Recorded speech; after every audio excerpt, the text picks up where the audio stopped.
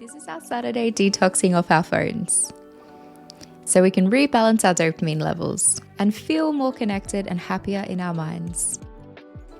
Firstly, we have a phone-free bedroom, and they continue to stay off during our morning routine to build healthy dopamine. Then we brush our teeth phone-free because it's so boring, and effortful actions generate healthy dopamine. Then we start our day with protein because studies show that a high-protein breakfast helps balance your dopamine levels, calming the parts of your brain that drive cravings and reward seeking, helping you to stay in control and avoid those big dopamine spikes from sugar. Morning. Morning. This is our start to our Saturday morning where our goal is to try and reset our dopamine today. We spend all week on our computers and it is so easy to spend the whole of Saturday just sitting on the sofa nailing your phone, and our goal is to not do that, because as fun as that might be whilst you're doing it, it just doesn't seem to make us feel that good. We run this research lab called Dose Lab where we study our dopamine and oxytocin and serotonin and endorphins, and when it comes to the weekend, our game plan is how do we do less of the quick dopamine stuff so we can actually get our dopamine working again? How do we get lots of oxytocin together? How do we get serotonin out in nature? And the day is beginning by not going on our phones when we wake up, so our phones are still turned off, and gonna eat some food, some healthy food. I've whipped up a yogurt fruit bowl for TJ, and I've got a chia pudding for me. I'm actually 28 weeks pregnant. So Let's go! So I'm making sure I'm getting my omega-3 in. That's why I've got the chia pudding. And we're also about to try and meditate, and it's difficult.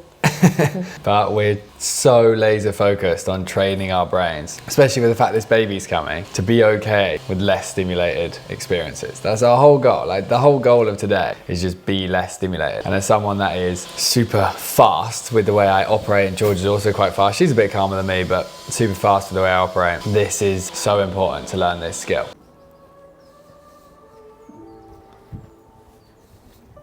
This is one of the reasons that doing these less stimulating, boring moments is life-changing. You've got two areas of your brain, two specific networks. One's called your executive network and one's called your default mode network. Executive network is whenever you're engaged in something, when you're doing tasks and working and scrolling. And then default mode network is when you go into just imagination and boredom and daydreaming. And what's super interesting is people that spend more time in their default mode network, in these boring, daydreaming states, begin to strategize how they're going to access the future of their dream, which is crazy. You think everyone's got dreams in life, dreams with their relationships, their work, their careers, their homes. The more time you spend in boredom, the more your brain is naturally programmed to start dreaming about the future you want and figuring out how you're going to get it. So when we sit here in the quiet, we try and focus on our breath for 10 or 15 minutes and our brains daydream. Just know that whilst it's daydreaming, doing extremely good things that are going to help you get to the future you want. You're going to do focusing on your breath or body? I'm going to focus on my breath and then just like keep going back to center when I lose focus. I'm going to breathe into areas of my body, breathe into sensations, because that keeps you more focused. Yeah. Bye.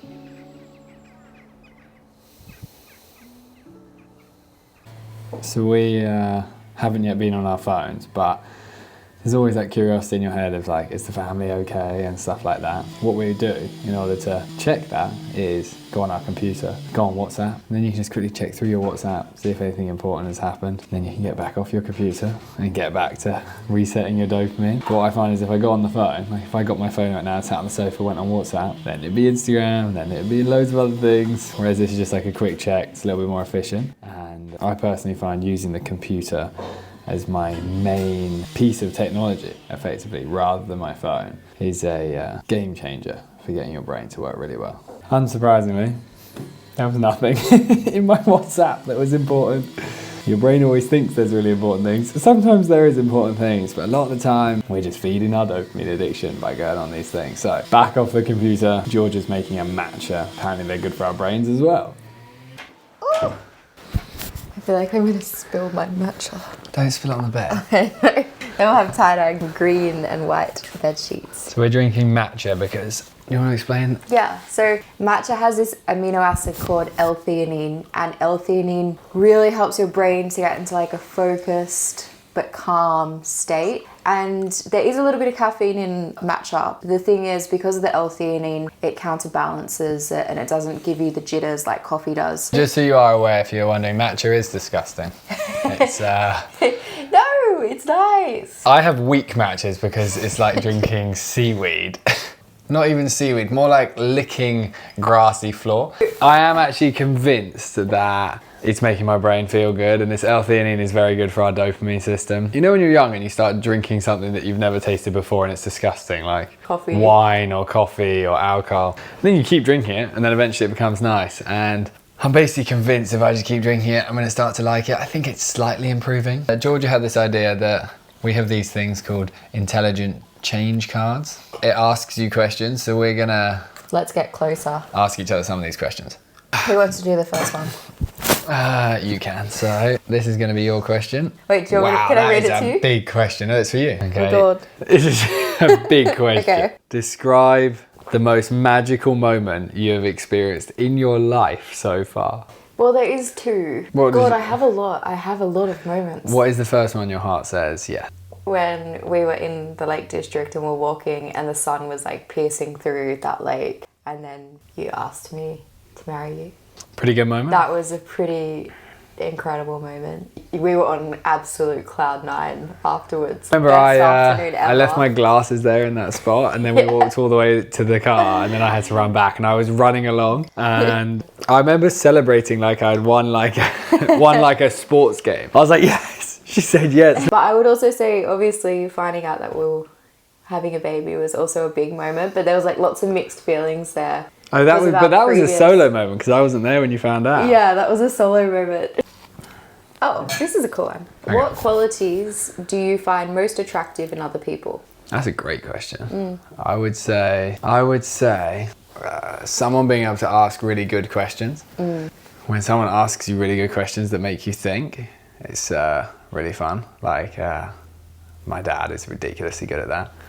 Unbelievably good, and it always makes you feel really good if people ask you good questions. Then I think just people being passionate about things is cool, whatever their thing might be. Yeah, I like that too. Whether their thing is sport or music or art or their work or...